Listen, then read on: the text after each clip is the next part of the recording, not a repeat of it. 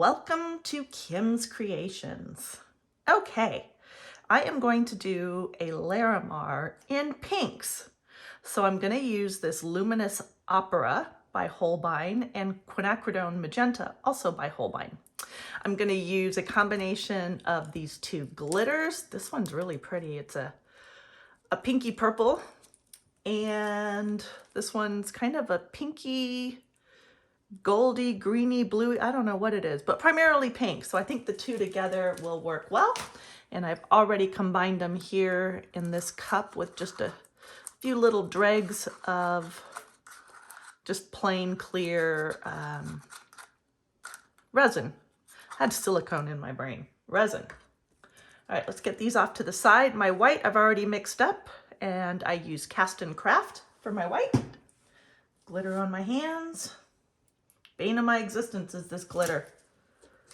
Always good to have some tape around, and it's the easiest way to pick it up is to just pat it down. All right, I'm gonna put my white into my mold, as I always do. Thanks, Julie. The mold, speaking of Julie, is by Julie Cuts at Pouring Your Heart Out, and she sells all kinds of really cool molds. I have several of them, and you can purchase them off of her eBay store by the same name, Pouring Your Heart Out. And I will put that link in the description below for you.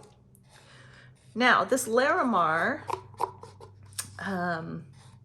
technique was developed by Micah at resincourses.com. So if you want to learn how to do this and to get all the ratios and types of resin that you would need, just go check it out. You can just take the Larimar course, or she's got quite a few different courses that you can choose from. The Larimar is the only one I've done so far, but my sister gave me for Christmas the full complement of her courses. So I've been so wrapped up with the Larimar that I haven't done any of the others, but I'm ready to move on and check out some of the others. I just kind of wanted to get a full selection of coasters with these colors. Get those bubbles there. I'm gonna do a ring around the rosy here. Sometimes I do, sometimes I don't. Most times I do, I guess. Push that white into all those little crevices. Carefully, very carefully. I'm trying to watch what I'm doing so I don't overflow the mold somewhere. All right, let's put that there. Let's get these up, and then I'm gonna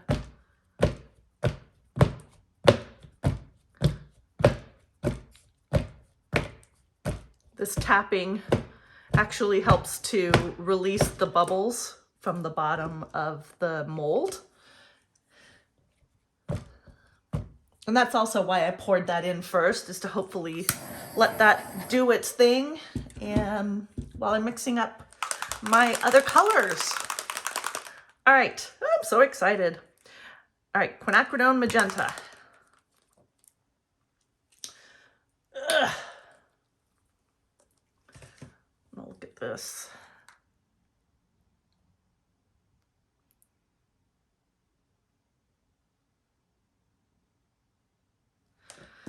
So always, I couldn't even give you the amount of drops that I would do for this. The colors are so different from each other, even within the Holbein range. So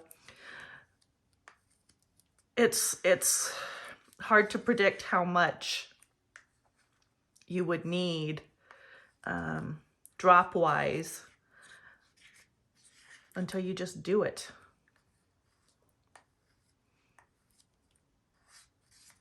I'm gonna do another one.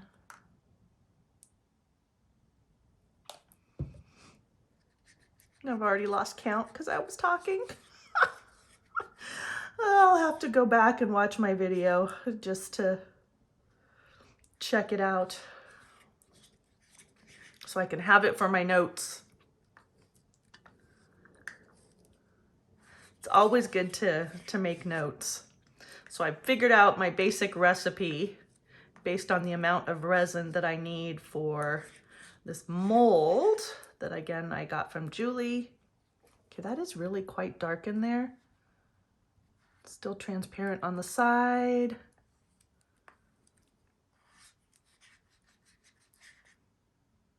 I may add one more. I'm gonna add one more. Okay, one more.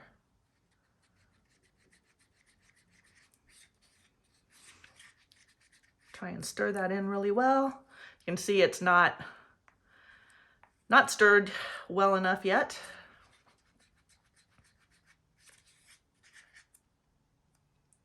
Yeah, that's good. That is good. All right.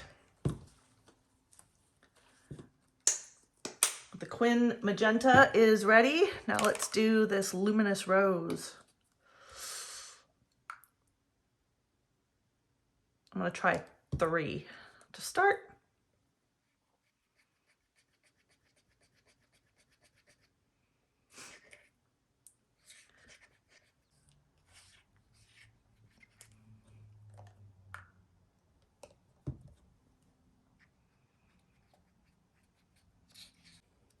I think I'm gonna add another one.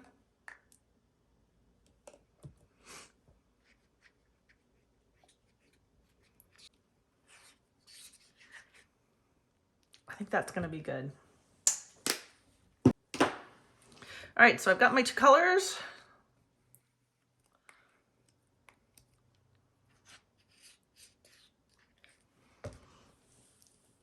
Don't have, oh yeah, I do. I was gonna say I don't have too many more bubbles that have popped up, but yeah, I basically have a lot. All right, I'm ready to roll.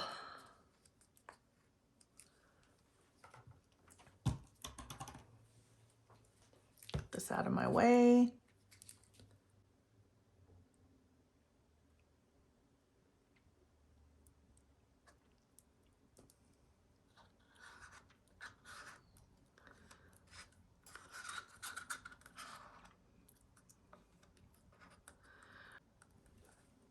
That's that one.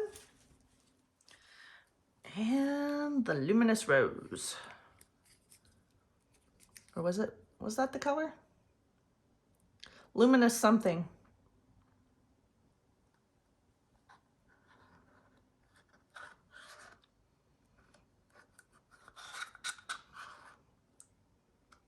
To see how this is going to work out.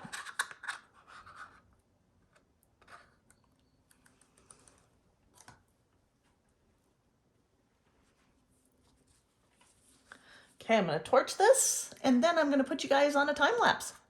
I will also, during the time lapse, put in my glitter.